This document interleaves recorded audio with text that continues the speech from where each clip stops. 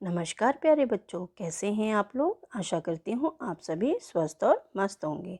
बच्चों, आज हम करेंगे वर्कशीट नंबर 123B और आज की डेट है 2/12/2021। आज हम करेंगे EVS की वर्कशीट, जिसमें हमारा विषय रहेगा unit 8 reaching grandmother's house. तो चलिए बच्चों, शुरू करते हैं आज की वर्कशीट। प्यारे बच्चों, पिछले पार्ट में हमने ओमाना की यात्रा का एक अंश जाना। अपनी लंबी रेल यात्रा के बाद अब ओमना कोट्टायम पहुंच चुकी है। बच्चों, जब भी कोई यात्री रेलगाड़ी से सफ़र करना चाहता है तो उसे रेलवे समय सारणी की ज़रूरत पड़ती है। रेलवे समय सारणी यानी रेलवे टाइम टेबल। इसके ज़रिए ही वह बहुत सारी जानकारियाँ जैसे कि गाड़ी का आरंभ स्थान, गंतव्य स्थान इत्यादि मिलती है। आज हम रेलवे समय सारणी यानी रेलवे टाइम टेबल के बारे में जानेंगे। तो बच्चों, जैसे जब हम स्कूल आते हैं तो हमें स्कूल की दिनचर्या को प्लान करना पड़ता है। उसके लिए हमें टाइम टेबल बनाना पड़ता है। टाइम टेबल को देखकर हम अपनी क्लास का शेड्यूल समझ सकते हैं कि कौन सा पीरियड पहले होगा, कौन सा पीरियड बाद में होगा, किस सब्जेक्ट को आज हम पढ़ेंगे, किस सब्जेक्ट को आज हम नहीं पढ़ेंगे। तो इससे हमें क्या फ़ायदा होता है कि हम अपनी बैग को सिस्टमेटिक तरीके से रख सकते हैं कि भाई कौन सी किताबें आज हमने लानी है, कौन सी नहीं लानी है, क्या चीज़ हमको आज लानी है, क्या आज हमको पढ़ाएंगे, क्या नहीं पढ़ाएंगे। ये सब चीज़ें हमें टाइम टेबल के ज़रिए पता चल जाता है। तो इसी प्रकार बेटा रेलवे का टाइम टेबल भी होता है, जिससे हमें कई सारी चीज़ें पता चलती हैं। तो चलिए हम स्टडी करते हैं, आज पढ़ते हैं रेलवे के टाइम टेबल के बारे में। तो सबसे पहले हमें क्या बताया गया है क में। देखिए क। बच्चों, आपको नई दिल्ली रेलवे स्टेशन की रेलवे समय सारणी यानी रेलवे टाइम टेबल का एक नमूना नीचे दिया गया। नमूना यानी सैंपल। इसे ध्यान से देखिए और अपने अध्यापक अध्यापिका की सहायता से पूछे गए प्रश्नों के उत्तर अपनी कॉपी में लिखिए। तो बच्चों, नीचे एक ये टेबल दिया हुआ है। ये टेबल आपका जो रेलवे टाइम टेबल है, ठीक है। तो इसमें आप देखेंगे पहले गाड़ी संख्या दी है, गाड़ी का नाम दिया है, आने का समय, जाने का समय, आरंभ स्थान यानी जहाँ से स्टार्ट होती है ट्रेन, गंतव्य स्थान यानी जहाँ तक ट्रेन जाएगी। तो चलिए पहला प्रश्न हम देखते हैं। पहले प्रश्न में हमसे क्या पूछा गया है। पहले प्रश्न में पूछा है पंजाब मेल की गाड़ी संख्या क्या है। तो पंजाब मेल लिखा कहाँ है। पंजाब मेल ये लिखा है, इसकी गाड़ी संख्या ये लिखी हुई है 12137। तो हम इसे यहाँ लिख देंगे। उसके बाद प्रश्न संख्या 2, रेलगाड़ी संख्या 12472 ये के आने का समय क्या है। तो इसके आने का समय यानी कि ये इसके नीचे देखिए ये लिखा है 21:35। तो इसके आने का समय 21:35। अब बच्चों, इसमें एक चीज़ आपको बताती हूँ। अब आप बोलेंगे 21:35 क्यों लिखा है ना। 9:35 क्यों नहीं लिखा, 9:35 क्यों नहीं लिखा।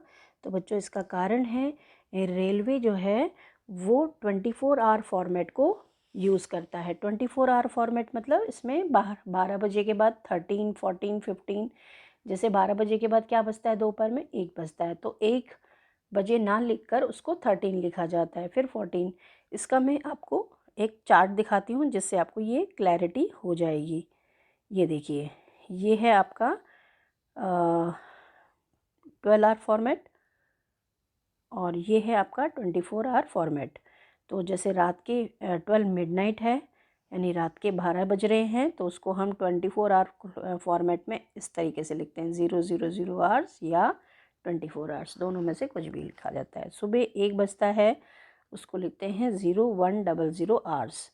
तो इस तरीके से जो ये फॉर्मेट है इसी हिसाब से यहाँ पर लिखा गया है, ठीक है।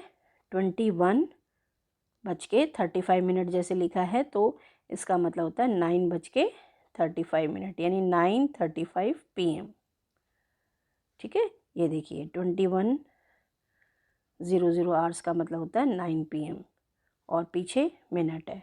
तो इस सारणी से आपको पूरा ये क्लियर हो जाएगा कि 12 आवर फॉर्मेट में इसको क्या कहते हैं, 24 आवर फॉर्मेट में क्या कहते हैं। और रेलवे जो है ये 24 आवर फॉर्मेट को यूज़ करता है, इसी के हिसाब से इसमें टाइम लिखा जाता है। ठीक है बच्चों, अब हम आगे देखते हैं, आगे हमसे क्या पूछा गया है। Sarvodaya express, question number 3, Sarvodaya express के जाने का समय क्या है। तो हमें इसके लिए सर्वोदय एक्सप्रेस देखना पड़ेगा। सर्वोदय एक्सप्रेस है ये, इसमें जाने का समय ये लिखा है 4:50, ये आपको बता दिया है। ठीक है, और उसके बाद स्वराज एक्सप्रेस नई दिल्ली स्टेशन पर कितने समय के लिए रुकती है। तो ये सर्वोदय एक्सप्रेस का जाने का समय आप लिख लीजिए 4:50। और इसके बाद आपसे पूछा है स्वराज एक्सप्रेस नई दिल्ली स्टेशन पर कितने समय के लिए रुकती है। स्वराज एक्सप्रेस यानी ये वाली ट्रेन, ये कितने समय के लिए रुकती है, आने का समय इतना और जाने का समय इतना, यानी 5 मिनट का गैप है ना। इस टाइम, आने के टाइम और जाने के बीच में 5 मिनट का गैप है, तो इतने टाइम के लिए वो रुकेगी। तो यहाँ हम लिखेंगे 5 मिनट के लिए रुकती है। ठीक है बच्चों, उसके बाद हम 5वें प्रश्न पे आते हैं। 5वां प्रश्न क्या पूछा है, राजधानी एक्सप्रेस के आने का समय क्यों नहीं दर्शाया गया है। तो राजधानी एक्सप्रेस हमें देखनी पड़ेगी, इसके लिए ये है राजधानी एक्सप्रेस। इसमें आप देखेंगे यहाँ पर आने का समय नहीं बताया गया है और जाने का समय 10:20 बताया गया है। आरंभ स्थान भी बताया गया नई दिल्ली है और गंतव्य स्थान सियालदह बताया गया है। अब आने का समय इसलिए नहीं बताया गया है बच्चों, क्योंकि जब ट्रेन किसी स्टेशन से बनती है, वहीं से चलना शुरू होती है, तो उस समय को यहाँ पर नहीं दिखाया जाता। तो यानी कि ट्रेन यहीं से बनेगी।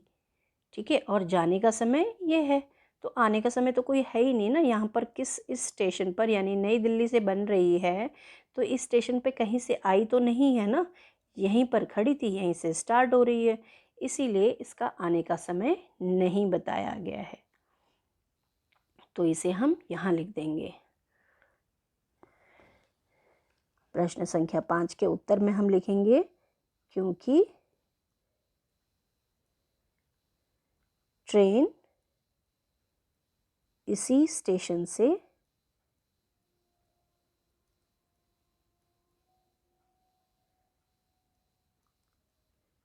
चलना शुरू होती है।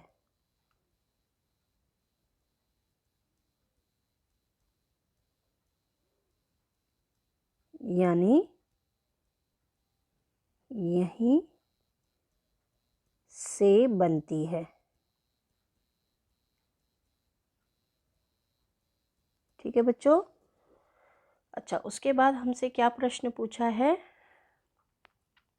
पंजाब मेल, प्रश्न संख्या 6, पंजाब मेल के आरंभ स्थान के स्टेशन का नाम लिखिए। तो इसके लिए हमें पंजाब मेल देखनी पड़ेगी। पंजाब मेल, इसके आरंभ स्टेशन का नाम है मुंबई, तो इसका उत्तर हो जाएगा मुंबई। ठीक है बच्चों, मुंबई। उसके बाद राजधानी एक्सप्रेस के गंतव्य स्टेशन का नाम लिखिए। तो राजधानी एक्सप्रेस के गंतव्य स्टेशन का नाम है सियालदह। क्या है बच्चों, सियालदह।